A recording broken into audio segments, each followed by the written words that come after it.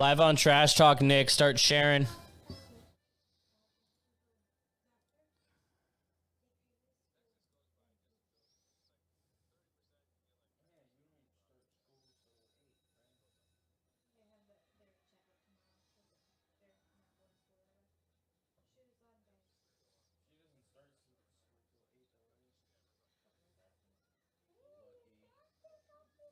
Report to admins. Report to admins.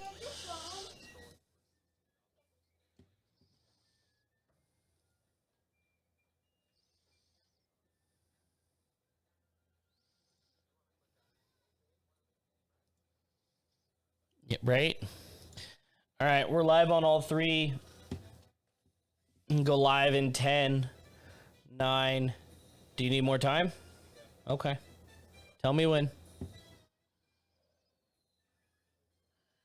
I'm aware. That's nothing new.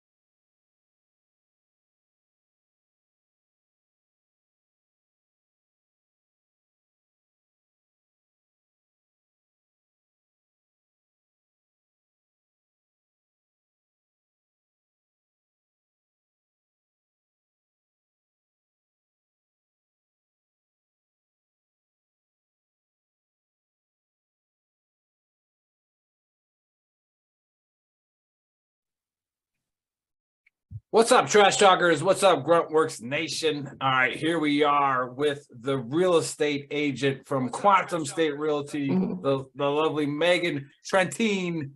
All right, or Trenton. We don't know how to say it. Nobody knows how to say it because we don't know if it's Italian or German or. Don't church it up.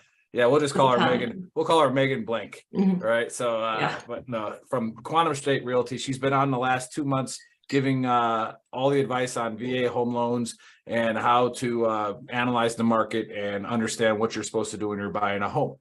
Last month, we brought up how a home inspector can either really be beneficial or really hurt you, or or both, or whatever your problem is. And that's what we're going to dive into today. And this is a big deal to me because I would like to say I know what I'm doing when I'm buying homes because I bought 3 of them, but each time I've tried to get an appraisal or a reeval or refi or whatever, something went wrong with the home inspector. And then one time I bought a house and the home inspector saved me about 10 grand. So it was like, we're going to find out what exactly we should be looking for and how to do it. All right. If you're watching, all right, ask your questions in the thread on Veteran Trash Talk and we'll get to it. And those of you who responded to our ad for our advertisement for this show, thank you for watching.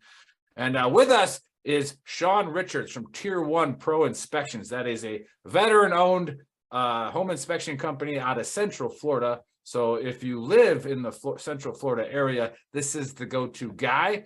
He was on the Trash Talk Hour, which I invited him on, and then I didn't show up to it, so that was cool. And it was really nice. I appreciate it. It was real nice. But he is here to assist us with the show and help us go with it. So what's going on, guys? Megan, go first. How's it been? Good. And I did want to also just clarify right off the bat that there is a difference between your home inspection and your home appraisal. So when you get your home inspection, the inspector is going to come in and look and see about what every little crease, crack, crevice, everything that could possibly be noted. Your appraiser is going to come in and determine the home value. But unless they're doing FHA and VA appraisals, they really don't care too much about every little repair, but the appraiser is going to come in and they're going to look for very specific items of repair that need to be done, but those are 2 very different reports that you're going to get. So but I'm doing well. Thank you for asking. Awesome. See, and that's the thing. Like, I might be like, this guy screwed me, but no, it wasn't. It was the other guy. And then you're mad at everybody. No one knows what's going on. So, hey, Sean, what's going on with you? What's new? We're just getting after it here in Central Florida, man. We're staying pretty busy, especially as you know, as the company continues to scale. And Megan brought up a good point, you know, and something that we focus on primarily for the company is that just client education, right? So coming in and helping them navigate that purchase, you know, process, right? Where it's like, hey, we come in, we're going to give you an overall assessment of the entire home, not just a snapshot, and then help guide them through, you know, the after effects of that, right? Whether there needs to be repairs or, you know, are there major, causes for concern, et cetera, going forward that may, you know, prevent, a sale, which is not something that we pride ourselves in. And I think a lot of home inspection companies out there have a bad rep, and they kind of, you know, count notches on their belt for killing deals, and it's definitely not how we approach our business. Our PL no-goes in Ranger School. Someone was really bad at giving goes there. That was Sean. But I tell you what, if you want a home inspected to the standard, that's your guy right there. Like, if you wanted to get a go in Ranger School and you got to go when Sean was grading you did it right. So it was that good. But all right, let's get into it. And let's start with Megan. And Megan, tell us what you should be looking for from your home inspector, and what are the signs of a good one and what are the signs of a bad one, and maybe give us a story here or there about where you've seen this happen. I actually had one of my team members, one of her deals fell out of contract today after the inspection. But it's okay. No. It's okay. It literally happened today at like 10 o'clock in the morning, but that's okay. So a couple things. First of all, question really quick for Sean. I don't know if it's different state to state, but I know in Arizona, inspectors are not allowed to do invasive inspections, meaning if you see evidence of a roof leak, you can't go up there and start pulling roof tiles off and examining the underlayment. You have to just leave them, because if you pull them off, put them back on, regardless of what you find, if it rains that day and you pulled a tile off, then the homeowner can be like, hey, he messed with the tiles and then I had a leak, so I want him to pay for it. Is that every state? So it comes down to your state SOP. So every state, for the most part, if they're regulated, and I know Arizona is, they have an SOP that outlines exactly what a home inspection should cover and what it doesn't cover. With that said, a lot of inspection companies exceed that SOP, and when it comes to invasiveness, the invasiveness of an inspection, it really shouldn't, cause damage to the property. So we're allowed to highlight damage. So I can probe wood if it's damaged, etc. I can show that it's damaged. I can't cause damage, if that makes sense. So can you, if you see evidence of a roof leak and there's nothing disclosed, can you pull a tile off and look at the underlayment and then put it back? So examining that underlayment is where an inspector can choose to exceed the SOP. So let's say he doesn't have a clear avenue to observe it anywhere else on the home. If he wants to depend on the tiles are really easy to remove and replace. To examine the underlayment, that's definitely within the purview of the home inspection, but he may be opening himself up to some liability by doing that. Okay. So when I look for a home inspector, I'm not necessarily saying, hey, I also want a home inspector with a GC license. I'm not saying I want a home inspector who's also a roofer, nothing like that.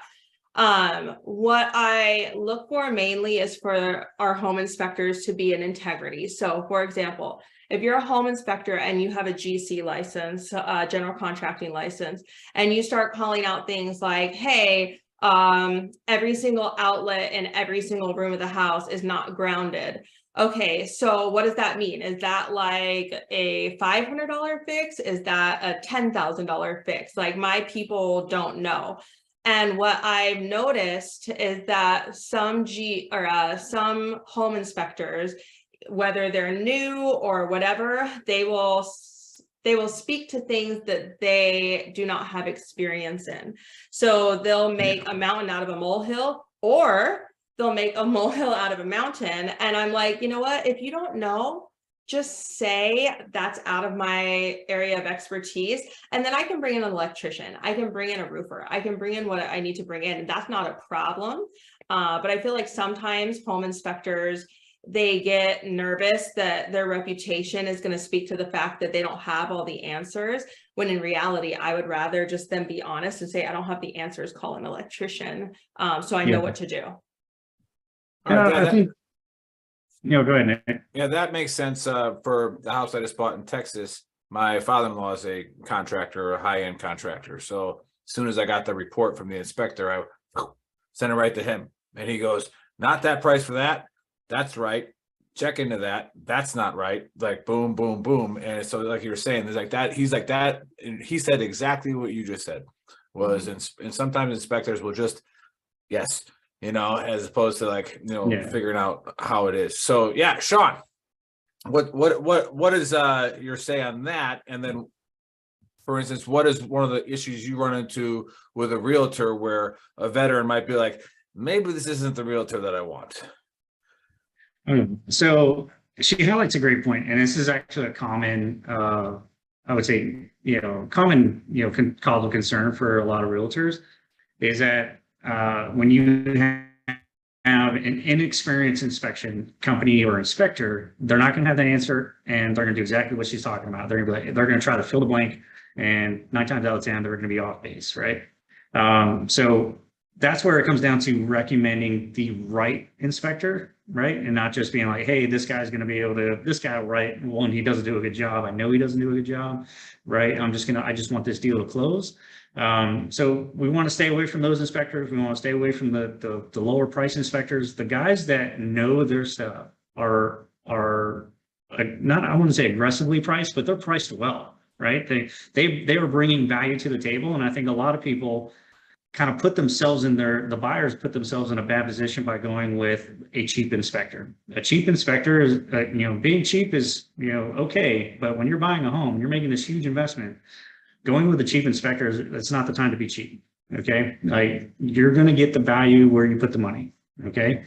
So when, choosing an inspector, make sure you're looking at reviews, you're looking at, credentials, not just, okay, hey, where did you get certified, but look at past reports. Every experienced inspector should have examples of everything that they've done that they can show you exactly what's going on. And that's going to help prevent some of that newer inspector issues, right? Whether they don't know the answer or they're going to give you off the wall, repair costs, etc. On the topic of repair costs, like that's something that a lot of inspection companies and us personally, we kind of steer away from, right? One, we don't want to get pigeonholed into a he said, she said down the road where it's like, oh, I told you it was a $3,000 fix. It turns out actually it was a $10,000 fix, right? Actually, I had a buddy get sued because of that. And so we always defer to the subject matter expert, right? So home inspections or home inspectors are expert generalists. That's the best way to describe it, right? So we know a lot about we know a lot about kind of every system in the home, but we're not experts on every system in the home, right? So that's where when we run into an issue, we know enough to be able to determine, okay, hey, this is XYZ is wrong in this area. There's cause for concern. It needs to be evaluated. And sometimes realtors kind of get aggravated that the inspectors, referring things out to be evaluated by the, electrician or a GC in certain cases.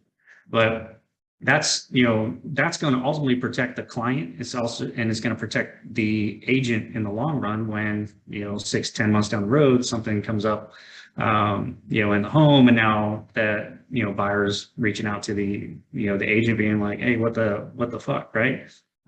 So we want to avoid all those and be able to catch things early, have them, further assessed if need be, but, also at the same time, communicate that stuff effectively to the client. And I think that's where a lot of home inspectors fall short, is the ability to communicate effectively, where, we have an issue, Megan mentioned, making a mountain out of a molehill.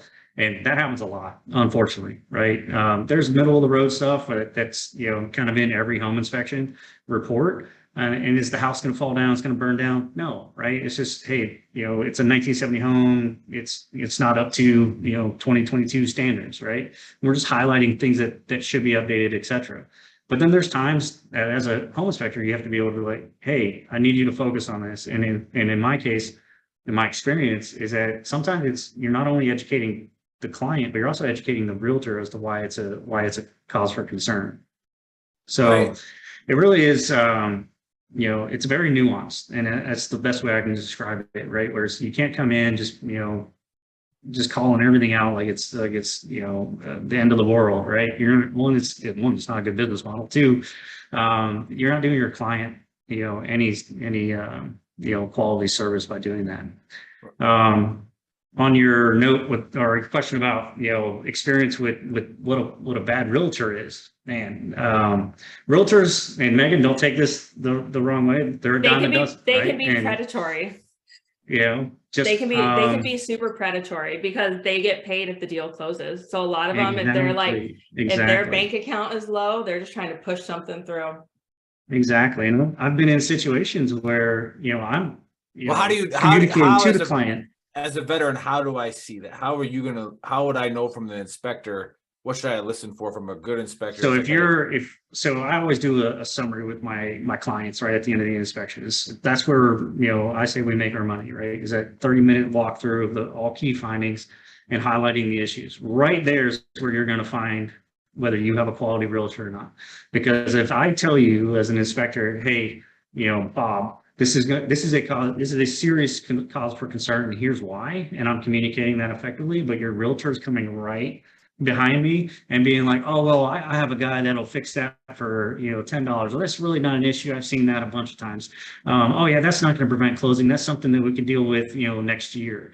And it's like, hey man, like you can listen to me, or you can listen to this person that's just trying to get paid, like Megan's saying. And it's really frustrating to work with agents like that. And we actually have a blacklist of agents that we won't do any business with because of that. Yeah, that'd be fun to have.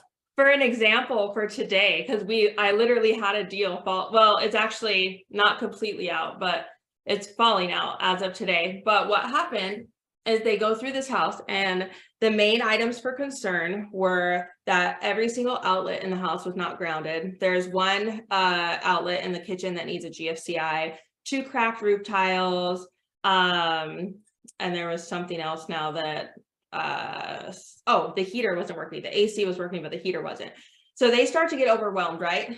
So what I did when I approached it is I said, look, there's a lot on every inspection report. There always is going to be if the inspector is good, right? They're calling everything out. So what are the items that concern you the most after speaking with the inspector? Okay, it's these 6 items, whatever it is. Okay, so in the inspection period, you get a chance to ask the seller if they want to make some repairs or give you a credit to make them.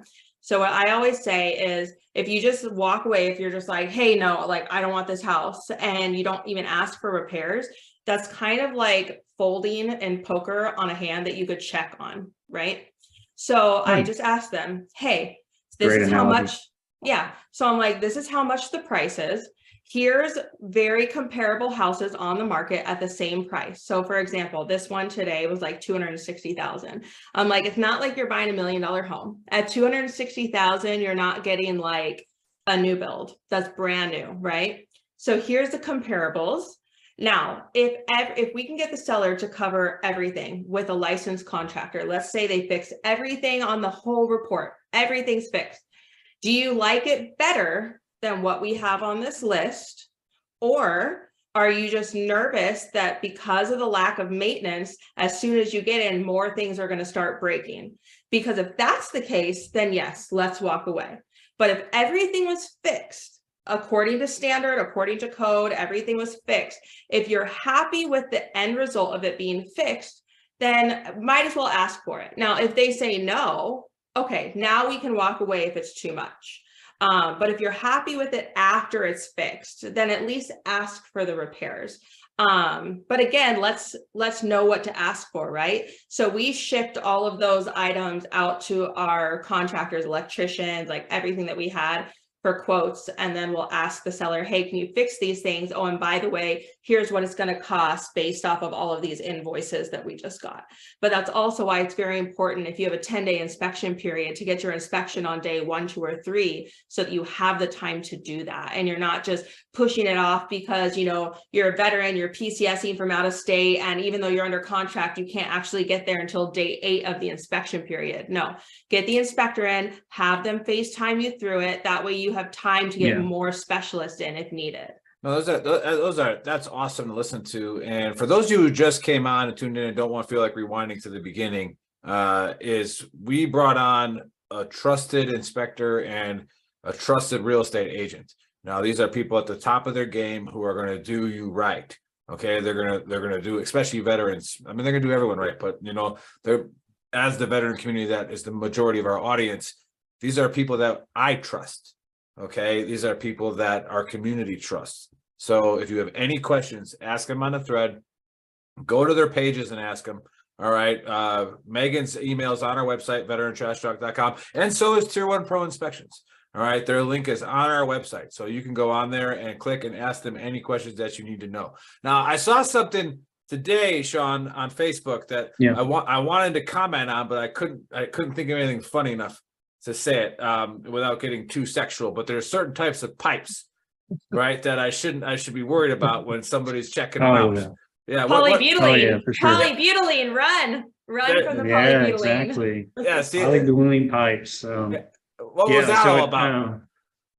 Just kind of, you know, going back to, you know, educating clients or potential clients, but our realtors that are on all our social medias as to, you know, what is one of the bigger hurdles when it comes to plumbing systems, and that's polybutylene water pipes in the home.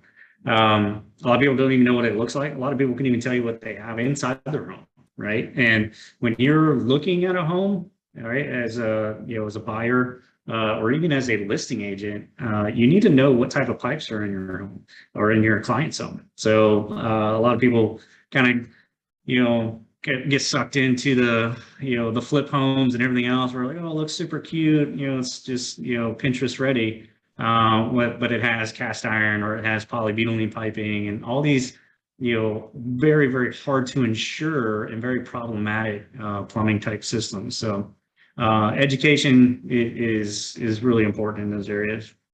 Okay, awesome. And so, Megan, give us a story where you actually had an inspector try to do something wrong. If you have one, do you have any? When you say do something wrong, like intentional, like bad, like unethical. I honestly, so here's where I was lucky. I have been using the same home inspector since my very first deal that I ever did, because he's really very, very honest. And I've heard that some inspectors are not. And so when I knew that he was, and I've had other realtors that work with him that said he was great, I really clung on to him. So I've never used anyone other than my one, just because I know he's great. So he's always been great. He's done, I mean, I did $48 million in sales in the last 2 years, and he did literally all of my buyers. But that's also why it's really important to have a realtor that knows their shit, because I can't remember one single time out of any of my buyers where they said, oh, I already have an inspector. Every single time they said, schedule whoever you use. So if you have a realtor that's just trying to push stuff through and they're like, yeah, this guy will just like get it done for me, it's predatory. Right. So if you're that one would be more on the lines. I'm talking as the guy who doesn't know anything, because I don't about this. So that's coming as if I'm the seller, right? I should be worried about it if my realtor says, hey, we need to get a different inspector. Right. If I'm the buyer, I'm probably already gone. My realtor should already be telling me to go if they're asking for a second opinion, right? Or does that sound like a surgery? Should I be asking for a second opinion?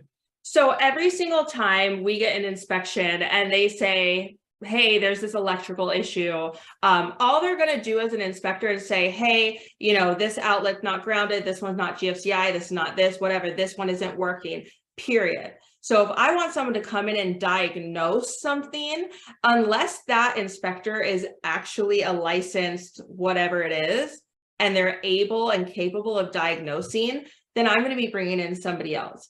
An example of an inspector, I was actually the listing agent, and let's talk about polybutylene piping. I just closed a deal in September for a veteran, and he was the seller, and they had asked for, we quoted it out, it was like $3,500 worth of repairs or something. But the inspector called out polybutylene piping, and I had asked them prior, and they just didn't know. They genuinely didn't know what. Yeah, they probably didn't know. Yeah. And when they asked for $3,500 worth of repairs, and the inspector did not highlight the polybutylene, it was like one little photo on page like 63, and it was like polybutylene piping, but nothing was highlighted about it. And I read the whole report, and I was like, bro, pay the $3,500. Get this shit sold, because if any other person comes, like, they see it, it's disclosed, they know now. So we're not disclosing something. It is in a report in black and white with a photo, they have it. But if anybody else comes in and sees that, they're going to want you to like repipe the whole house. So like pay the $3,500 and get it done as a seller. Ah, interesting. No, that's actually really good advice. I wish more listing agents, we're that way with our clients, and we are actually in a big marketing push on our side, and trying to get more pre-listing inspections with our agent pool, just for that reason alone, right? So like whoever, as a listing agent, you want to maintain control, right? You want to kind of get in front. In the military, we would say get left of the bang, right, or left of the boom, right? Well, in real estate, it's the same thing, right? We want to get as far forward of problems as possible. That way, the seller, has time to react to it. It's on their terms. We're not, trying to crunch things into a closing deadline, and ultimately, it protects the list price, right? So if you already have all your ducks in a row, there's nothing major on the report that's going to cause a significant cause of concern or ask for concessions, etc. Then when you list, like, you should be getting your entire list price, right? And I think a lot of agents don't realize that, and then they're like, well, we'll save $300 by not doing a pre-listing inspection, arbitrary number there, but but down the road you'd be losing thousands because of it. Right. Hey, so is there a difference between how an inspection is done with a VA loan or a normal loan? Inspection, no. Appraisal, yes. Okay. Is there a difference in the appraisal? Is there any correlation between the appraisal and the inspection? From my end? From the VA's end for funding a loan. So appraisers their whole purpose of coming in to look at the home is to look at the home's value. And then for FHA and VA specifically, the difference is that the government is guaranteeing the loan, right? So a bank or a lender, whoever is actually issuing the money, they're giving them the money, they're giving them a loan. And then the VA, or with FHA, the government is saying, hey, if for some reason hey, Mr. Lender, hey, Mr. Bank, if for some reason this guy defaults, we are going to guarantee that we will pay it. Like, we will make sure it gets taken care of, right? And because the government or the VA is guaranteeing that they will pay, they want to make sure that they're paying on an asset that they can actually sell if need be, right? So they want to make sure that things are up to code. For a VA, if they're going to be looking at things like no missing smoke detectors, no cracked windows, they want to make sure appliances, toilets, floors are in place, everything's up to code, etc. Same for FHA, very similar. Is there the biggest differentiator we see with the government-backed loans, as far as an additional requirement, is they're going to require a termite or wood destroying organism inspection, and then any issues associated with that specific report, they're going to want repaired. So if you have wood rot around the home, or termite damage, etc., if you have termite damage, it's going to be hard to get it through FHA or VA. If it's wood rot, as long as it's repaired and the report's updated, it won't be a hurdle. Okay, so there's no, because I've heard this from some realtors, just in talking when I'm buying a house, that, hey, careful with a VA loan, because if an inspector sees this, then the VA loan's not going to be approved. Like let's say a minor crack in the foundation. That's an appraiser, not an inspector. So That's an not, inspector doesn't find the crack in the foundation, the appraiser does? The inspector does, but the inspector is not the one reporting it to the lender. Okay, see, now these are things that get confusing to a home buyer, to where it's like, what am I worried about? And even as a seller, am I worried about what the appraiser says or what the inspector says? So a lender never wants to see the inspection report. A lender will say, do not show it to me. Like if you're asking for repairs, I don't want to see what that list of requests are. They're basically saying la, la, la, la, la, la, la, don't show me, don't show me. That's what the lenders are doing. The inspector is there for the buyer. The buyer hires them and the inspector is going saying, hey, this is everything that's wrong. Whether you want to ask for everything, some things, nothing, your decision, but this is everything that's wrong with the house. The appraiser is coming in and saying, hey, I'm being hired by you to see what the value is of the home, but also I have to make it so that my report of value and the things that are required to pass per the VA or FHA are reported to the lender. So that appraisal report with any specific repairs, they only will usually call out what is specific to government and VA requirements, and then they'll send that report to the lender. That's awesome. So those of you watching who are interested in buying a home and or selling a home, rewind this a few times. All right, and watch it and pay attention. If you're listening to it on a different platform, which I don't know if we are doing this one on the show, but we'll eventually get it on a podcast platform. But if you're listening to it, like rewind it, listen to what they're saying. Again, if you need any advice, email these guys. Their links are on our website, VeteranTrashTalk.com, for Tier 1 Pro inspections and Quantum State Realty with Megan. Like they're going to of course, their job is to make money, but they're not going to leave a veteran hanging. If you got a question, just ask them. All right. And chances are they're going to give you the right answer. And I know for a fact, I trust both of these people. I trust them with my kids. I do it. So that they're going to give you the right answer. Now, there are some things on the thread here. We got DJ Rico. He's my boy. He's looking to purchase a second home in Florida. DJ Rico, go on VeteranTrashTalk.com. I'll hit you up Messenger later, buddy. And then look up Sean. Probably give you a hand. And then we got let's see here. Looking forward to doing Ken McGregor's doing a skill bridge with Quantum State Realty, so he's already scored. Oh yeah, March. Points with you. Yeah, he's coming in March. You don't get a raise yet. You get paid your government salary until you get out. Suck it up. Yeah. All right. But then you have people saying that there's a termite issue. There's lots of termite problems in Florida. Know that. Oh, yeah. And then Jason DeWitt says, thank you for this, guys. And then Melissa Bass says, same here in Illinois. Now, twofold question. Is there a termite problem in Arizona, Megan? And if not, and if there is, what do you do? Like, is that over, or like what happens? So I've always had termites in my house, like ours. Yeah. So like what? So from my understanding, because I've never sold real estate anywhere other than Arizona before, in Arizona, it's a matter of, they all say, every pest control person will say, if you don't have them, it just means you don't have them yet. So it's pretty much everyone has them out here, or they're going to get them. It used to be back in the day that the VA required the seller to pay for the treatment and the warranty, but now they don't require that. They just say, hey, it's required to be treated to be able to pass and close the loan. My question though is there a difference between termites in areas with higher moistures and tropical climates than the drywood termites out here? Because out here, I know I've been told that they're not that big of a deal, that you could have them for years and years and years and years and years, and it's like hardly any damage. I'm going to answer this like a board question and say yes with confidence, but I don't have any idea what the answer is. So now I'm going to refer to the doctrine, which is Sean here. Like what's the answer there? So fun fact, I'm a licensed pest inspector in Florida too. So Florida has a termite problem. So does the rest of the United States, right? Minus I think Alaska, just because of the colder temperatures. Subterranean termites, they need moisture.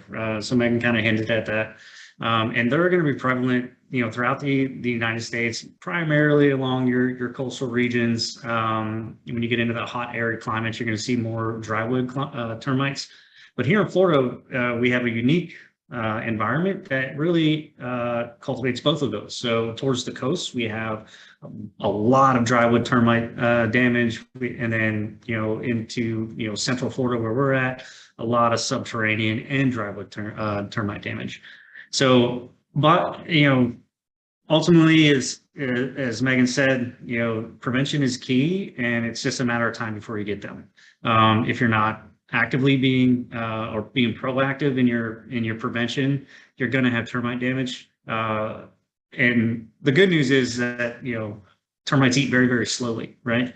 So it's not that they have to be in your house for years undetected before you're like, holy cow, that whole wall's about to come down, right? Because even when they do get into a piece of lumber or door trim, etc., sometimes for the most part, it tends to be relatively isolated. So it's not super alarming when you have termites, right? Now I've been in some homes, holy cow, I've been in some homes where I'm just like, this just needs to get torn down. That's how bad it was. But it really takes a lot to get to that point. So it's not always a huge red flag when you have it. They're easily treatable, whether it's liquid treatments that are applied around the base of the home as far as a prevention. If you do have them active in the home, then tenting the home is the best course of action. That way, because if you see them in one area, there's the potential to have them in multiple areas. You just don't see them. So tenting the house is the way to go in that matter. But as far as prevention, termite bait stations and or trenching a home is really, really key, just to prevent the inevitable. All right. Hey, DJ Rico, go to VeteranTrashTalk.com in case I get too drunk and forget to message you afterwards, but I won't. Go to VeteranTrashTalk.com and email Megan. All right, if you're looking to buy a home, and then email Sean at Tier 1 Pro Inspections. And depending on where you're buying a home in Florida, there's a fantastic realtor out there. I think Nick, you know him, right? Bryant Boyson. Yeah. Green Beret. And he's still forces, active. So he's good. He's active Where's he still. Where is he, Nick? No. He's down in Destin, Fort Walton area. Yeah, and he's still active, but he sells a shit ton of houses for having like a pretty serious job still. I'm very impressed. Well, he was raised in the 82nd, so he's obviously more squared away than anyone else. I was wondering where you were going with that. That's like what have to do with anything. I mean, he can handle a lot of things, Yeah, that's just a cool guy. He can run full speed in 7 directions at once. That's not what you're saying. For sure. I'm smiling and laughing like I know what you guys are talking about. Well, so you missed one military reference, Megan, where I was like, when you get asked a question in a board and you don't know the answer, like a promotion board, you either answer really confidently wrong, or you say, I'm going to refer to doctrine on that one. Right. So I would be like, yes, there is a difference in termites, which I got no idea. Or I could be like, I'm going to refer to, FM Sean-Richards, who's a termite inspector, and he will let me know what the answer is. So that's where that reference comes from. But hey, guys, it was a pleasure having you on the show. And I know we reached a few people. Somebody said, thank you very much for this. And hopefully that your inboxes fill up a little bit after this.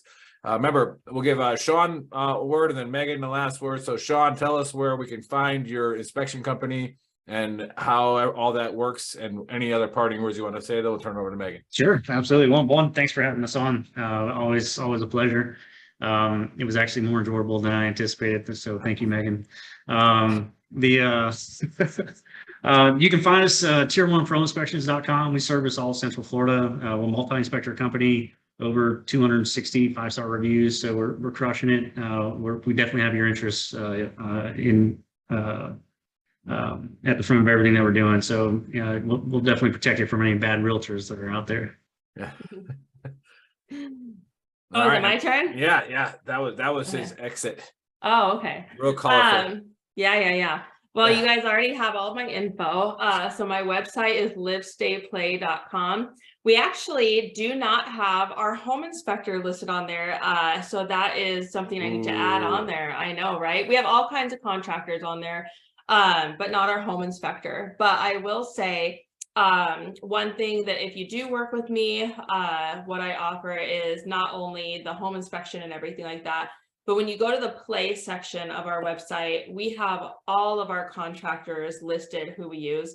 And we make sure that if we notice anything, even at the walkthrough before our inspection, we'll have our inspector there, but we'll also bring one of those specialists with us to the inspection to just kind of knock everything out in one hit.